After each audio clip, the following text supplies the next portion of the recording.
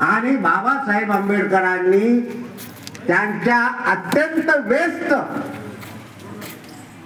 Schedule मधून वेळातला वेळ काढून विष्णू कर्डकांना, जे सिद्धार्थ कॉलेजमध्ये प्राध्यापक होते, त्यांना पत्र लिहिलं की बौद्ध पद्धतीनं विवाह कसा संपन्न करायचा. त्याच्यात त्यांनी लिहिलं की लग्न हे साधेपणानं झालं पाहिजे. लग्न साधेपणानं झालं पाहिजे. अहो 50-50 रुपयाची पत्रिका आहे येथे, 50 रुपयाची पत्रिका, एवढी जाडी वही सारखी पत्रिका. कशाला एवढी? तर या अनिष्ट प्रक्रिया, अनाठाई खर्च तुम्ही टाळा. तुमच्याकडे पैसा आहे, तुम्ही पैसा तुमच्या कुटुंबाच्या विकासासाठी वापरा, शिक्षणासाठी वापरा, आरोग्यासाठी वापरा. फारच झाला तर विहाराच्या बांधकामासाठी तुम्ही द्या, समाजाच्या संघटनांना तुम्ही पैसा द्या. पण अनाठाई डीजेला 1.5 लाख रुपये लावणं आणि मग डीजे, डिजिटल, डान्स आणि ड्रिंक्स हे 4 डी जे आहेत. तर हे 4 डी अत्यंत घातक समाजाला आले. डीजे, डिजिटल, डान्स आणि मग ड्रिंक. बरं ते पोरं कुठून येतात की 100-150 पोरं येतात नाचायला. त्याचा आणि त्या घरधण्याचा काही संबंधही नसतो.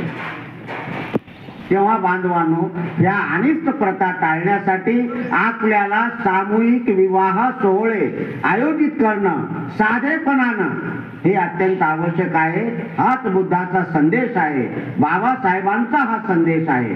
म्हणून या ठिकाणी जे काही परिचय होतील, त्याचे सोयीर संबंध जुळतील, तर त्यांचा विवाह विनामूल्य, म्हणजे त्या कुटुंबाकडून कुठलेही पैसे न घेताना येणाऱ्या 26 फेब्रुवारी रोजी धनज येथील बौद्ध धम्म परिषदेमध्ये आज त्या वधूवर परिचय मेळाव्यात ज्यांचा परिचय होईल, ज्यांचे सोयीर संबंध जुळतील, तर त्यांचा विना मोबदला विवाह त्यांना आहेर करून पांढरे शुभ्र कपडे त्यांना देऊन आम्ही महाविहार परिवाराच्या वतीनं धनज येथे 26 फेब्रुवारी रोजी त्यांचा विवाह आम्ही विनामूल्य घडवून आणू.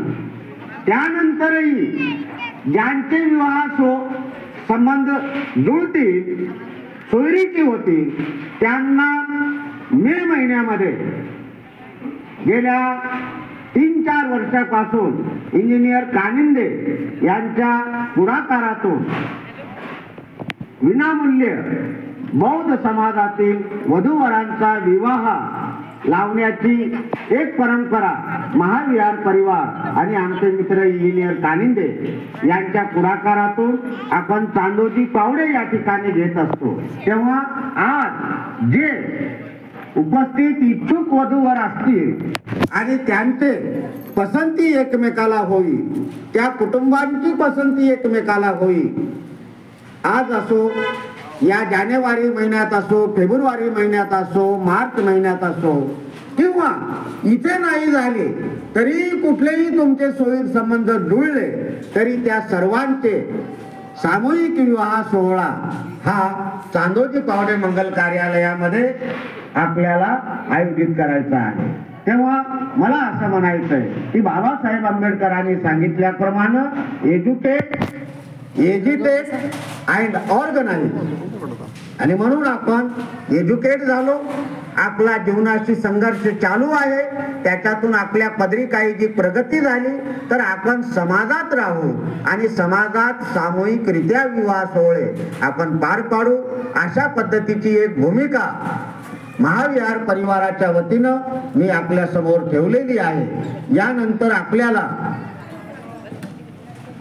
बौद्ध धम्माला, बौद्ध धम्माच्या तत्वज्ञानाला, बौद्ध धम्माच्या विज्ञाननिष्ठ दृष्टिकोनाला आणि 1956 रोजी ज्यांनी बौद्ध धम्म स्वीकारला अशा बौद्ध धम्माच्या उपासकांच्या चरित्राला आणि चारित्र्याला अनुकरण करीत गेल्या 14 जानेवारी रोजी दाभड येथे आंतरराष्ट्रीय बौद्ध परिषदेमध्ये ज्यांनी बौद्ध धम्म स्वीकारला असे ॲडव्होकेट इंटेलिजंट धोंडीबाजी पवार हे आपल्याला उद्घाटनीय मनोगत व्यक्त करतील आणि मी बौद्ध धम्म का स्वीकारला याचही आपली भूमिका ते विशद करतील. तर आपण सर्वांनी टाळ्यांच्या गजरात त्यांचं अनुमोदन करावं,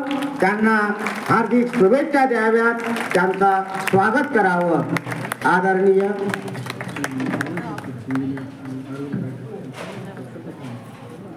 या ठिकाणी आमचे मित्र जवळेकर